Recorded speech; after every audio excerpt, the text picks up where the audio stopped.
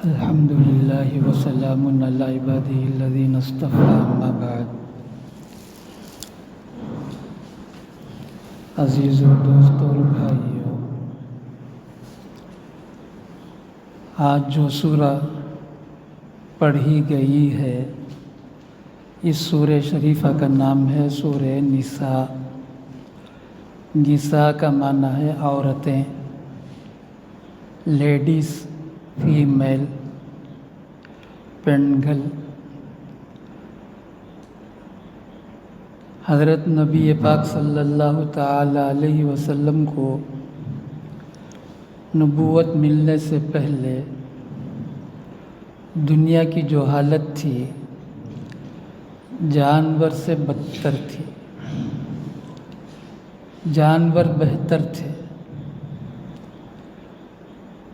کون سا گناہ ایسا نہیں تھا جو انسانوں کی زندگی میں نہیں تھا۔ ہر طرف جانور کی زندگی تھی۔ ظلم حد سے بڑھ کر تھا۔ اسلام ہی ایک ایسا مذہب ہے جو دنیا میں آنے کے بعد سارے ظلموں کو ختم کیا، ایک ظلم کو بھی باقی نہیں رکھا۔ جس وقت نبی علیہ الصلاۃ والسلام نبی بنے، دو جماعت پر انسانوں کا بڑا ظلم تھا، ایک عورتوں پر، ایک یتیموں پر، بہت زیادہ ظلم تھا۔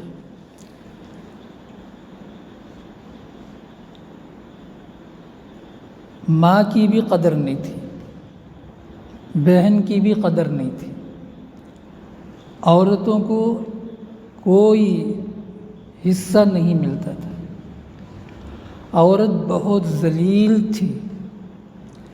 تو اللہ تبارک و تعالیٰ نے اس سورہ شریفہ کو نازل فرما کر پہلی جو 10 آیتیں ہیں، ایک رکوع ہے، اس میں ان دونوں کا مقام اونچا کیا، بہت اونچا کیا۔ یہودی نصرانی ہمارے دشمن ہیں، کل بھی بتایا۔ یہودی اور نصرانی بھی یہ کہنے پر مجبور ہو گئے محمد ہی ایسے آدمی ہیں جو عورتوں کو اور یتیموں کو اونچا کر کے دکھایا۔ بہت سی قومیں اس زمانے میں جو اونچی ذات کہلاتی تھی، ان کے پاس بھی عورتوں کی کوئی حیثیت نہیں تھی۔ تو اس پورے سورے میں تقریباً 1.5 پارے کی صورت ہے، صرف 4 صفحے باقی ہیں، 1.25 پارہ مکمل پڑھ دیا گیا ہے۔ اس میں کیا ہے، عورتوں کا کیا حق ہے، یتیموں کا کیا حق ہے۔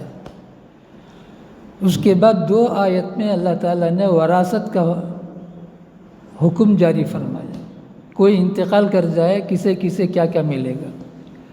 یعنی عورتوں کو جو حصہ نہیں دیتے تھے، اللہ تعالیٰ نے بتایا ماں کو بھی حصہ دو، بیٹے کو بھی حصہ دو، بہن کو بھی حصہ دو۔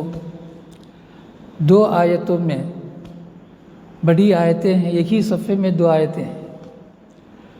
اس کے بعد عورتوں سے اچھا برتاؤ کر، تقریباً 7-8 صفحے میں اللہ تعالیٰ نے عورتوں سے کیسے برتاؤ کرنا ہے وہ حکم بیان فرمایا۔ اس کے بعد اللہ تبارک و تعالیٰ نے جہاد کا حکم بیان فرمایا۔ جہاد کے حکم کے بعد اللہ تبارک و تعالیٰ نے، چونکہ ہم یہ سمجھتے ہیں ہماری جان ہم کو بڑی پیاری ہے، اللہ تعالیٰ کو ہماری جان بہت پیاری ہے، ہمارے سے بڑھ کر ہماری جان کو اللہ تعالیٰ بہت چاہتے ہیں۔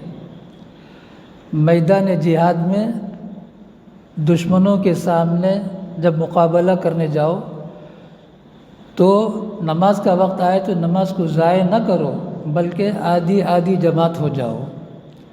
نبی تم کو 1 رکعت پڑھائیں گے، اب اس کے بعد تم چلے جاؤ دشمنوں کے پاس، اور دشمنوں کے پاس جو لڑتے ہیں اب وہ آ جائیں، صف باندھ کر وہ 1 رکعت پڑھیں۔ سفر میں چونکہ 2 ہی رکعت ہے، وَإِذَا كُنْتَ فِيهِمْ فَأَقَمْتَ لَهُمُ الصَّلَاةَ فَلْتَقُمْ طَائِفَةٌ، اس کو صلاۃ الخوف بولتے ہیں۔ خوف کے وقت کیسے نماز پڑھیں گے؟ نماز کو چھوڑیں گے نہیں، میدان جہاد میں بھی کفار سے لڑتے ہوئے نماز باقی رکھیں گے۔ کیسے؟ آدھی آدھی جماعت پڑھیں گے، امام 1 رکعت پڑھائیں گے، امام تو نماز میں رہیں گے لیکن 1 رکعت پڑھ کر وہ جماعت چلی جائے گی دشمنوں کے سامنے، اور جو دشمنوں کے سامنے ہے وہ پھر سے امام کے ساتھ آ جائیں گے۔ دوسری رکعت جو امام کے ساتھ ہیں وہ یہ 1 رکعت اس امام کے پیچھے پڑھیں گے۔ کیوں؟ لڑائی بھی باقی رہے، نماز بھی نہ جائے، نماز بھی قضا نہ ہو۔ لیکن آج ہماری نمازوں کا کیا حال ہے؟ رمضان میں ہماری نمازوں کا کیا حال ہے؟ تو یہ مضمون سب چلتے چلتے اللہ تبارک و تعالیٰ نے انصاف کو قائم کرو یہ کہا۔ پورا تقریباً مضمون ویسے ہی ہے، یعنی انصاف کی زندگی گزارو، کسی پر ظلم نہ ہونے دو، یہ مضمون ہے۔ اور اللہ کے رسول کی اطاعت کرو۔ پہلی جو آیت ہے خطبہ نکاح میں پڑھتے ہیں، ہم سب کو معلوم، صرف اس آیت کا ترجمہ کر دیتا۔ نبی علیہ السلام سے لے کر آج تک 1500 سال ہوئے، جہاں بھی دنیا کے کونے کونے میں نکاح کا خطبہ پڑھا جاتا ہے اس میں پہلے یہی آیت پڑھتے ہیں، سورہ نساء کی پہلی آیت۔ صرف ترجمہ کرتا ہوں، کیوں یہ آیت پڑھی جاتی ہے، یہ کیوں کا جواب میں جو سنانا ہے ترجمہ میں ہی سنا دوں گا، ورنہ تو بات بہت لمبی ہے۔ صرف اس ایک آیت پر ایک ایسی جگہ میں تقریباً 2 گھنٹے بیان کیا ہوں، اسی ایک آیت پر، علماء بھی تھے اس میں، سب کے سب عجیب انداز سے بیان کے بعد میرے ساتھ پیش آئے، بڑے بڑے علماء تھے۔ خیر، یا ایھا الناس اتقوا، اے لوگو ڈرو، کس سے؟ ربکم، تمہارے پروردگار سے ڈرو۔ یعنی پروردگار جو پالنے والا ہے تم کو، ماں کے پیٹ سے لے کر مرنے تک تم کو پالتا ہے، اس سے ڈرو۔ چور سے جیسا ڈرتے ہو، پولیس سے جیسے ڈرتے ہو، سانپ بچھو سے جیسے ڈرتے ہو، ویسا نہیں، بلکہ پروردگار سے ڈرو، وہ تم کو پالتا ہے۔ یا ایھا الناس اتقوا ربکم الذی خلقکم، اسی نے تم کو پیدا کیا ہے، اور پیدا کیا ہے ایک ہی ذات سے، خلقکم من نفس واحدہ، آدم علیہ السلام سے، ایک آدم علیہ السلام سے تم کو پیدا کیا اور پوری دنیا میں اسی سے انسانوں کو پھیلایا۔ وبث فیہا فیہما رجال کثیر ونساء، کروڑوں انسان پیدا کیا۔ اب ڈرو، واتقوا اللہ، پھر سے کہتا ہے اللہ تعالیٰ، اللہ سے ڈرو۔ وہ اللہ جس سے تم کو ڈرایا جاتا ہے، اللہ تعالیٰ، تم کو کسی سے حق لینا ہو، تمہارا حق کوئی دبا لیا ہے، تو اس وقت تم کیا بولتے ہو؟ بھی دیکھو اللہ سے ڈرو، میرا حق ادا کر دو۔ وہی سے اللہ سے ڈرو، واتقوا اللہ الذی تساءلون، ڈرو اس اللہ سے جس کا تم واسطہ دیتے ہو لوگوں سے اپنا حق مانگتے ہوئے۔ ہمارا حق کوئی دبا لیا ہے، اب اس کے پاس حق لینے کے لیے ہم کیا بولتے ہیں؟ بھئی اللہ کے واسطے دے دو، بولتے ہیں کہ نہیں بولتے؟ غیر بھی بولتا ہے، کافر مشرک بھی بولتا ہے، پڑھے تنے اللہ سے ڈر کر میرا حق ادا کر دو، غیر بھی بولتا ہے آپس میں ایک دوسرے، وہ اللہ یاد دلاتے ہیں۔ جب تمہارا حق وصول کرنے کے لیے تم مجھ سے میرا نام لے کر لوگوں سے حق مانگتے ہو، ایسے ہی تم حق ادا کرتے ہوئے مجھ سے ڈرو۔